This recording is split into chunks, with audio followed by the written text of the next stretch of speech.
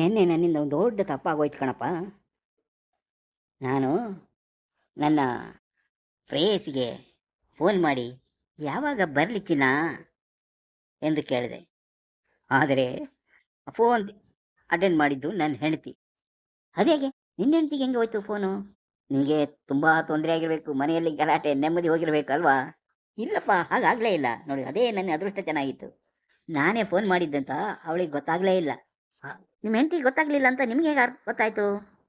ನನ್ನ ಹೆಂಡತಿ ಫೋನ್ನಲ್ಲಿ ಹೇಳಿದ್ಲು, ಇವತ್ತು ಬರಬೇಡಿ, ಇನ್ನೊಂದು ದಿವಸ ಬನ್ನಿ, ಈಗ ನಮ್ಮ ಯಜಮಾನರು ಬರ್ತಿದ್ದಾರೆ ಅಂತ ಹೇಳಿದ್ಲು.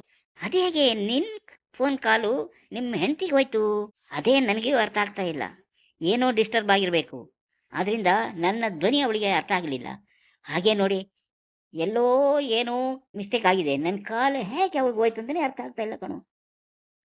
ಅಂತೂ ನೀವಿಬ್ಬರೂ ಒಂದೇ ದೋಣಿಯಲ್ಲಿ ಸಂಚಾರ ಮಾಡ್ತಾ ಇದ್ದೀರಿ, ಇಬ್ಬರಿಗೂ ಒಬ್ಬೊಬ್ಬ ಗೆಳೆಯರಿದ್ದಾರೆ ಅಂತ ಗೊತ್ತಾಯ್ತು ನಡಿ. ಅದೇ ಏನೋ ಹೇಳ್ತಾರಲ್ಲ, ಬೆಕ್ಕಿಗೆ ಚೆಲ್ಲಾಟ, ಇಲಿಗೆ ಪ್ರಾಣ ಸಂಕಟ ಅಂತ. ಹಾಗಾಗಿದೆ ನನ್ನ ಕತೆ. ನೀನ್ ನಗ್ತೇರು, ಬರ್ತೇನಪ್ಪ. ಎಂತ ಎಂತ ಜನರಿದ್ದಾರೆ ನೋಡಿ, ಎಲ್ರೂ ಹೀಗೆ ಒಬ್ಬರನಿಗೊಬ್ಬರು ತಿಳಿಯದೆ ಗುಟ್ಟಾಗಿ ಏನೇನೋ ಮಾಡ್ತಾರೆ. ಈಗ ಗುಟ್ಟು ರಟ್ಟಾಗುವಂತ ಸ್ಥಿತಿ ಬಂದಿದೆ ನೋಡಿ.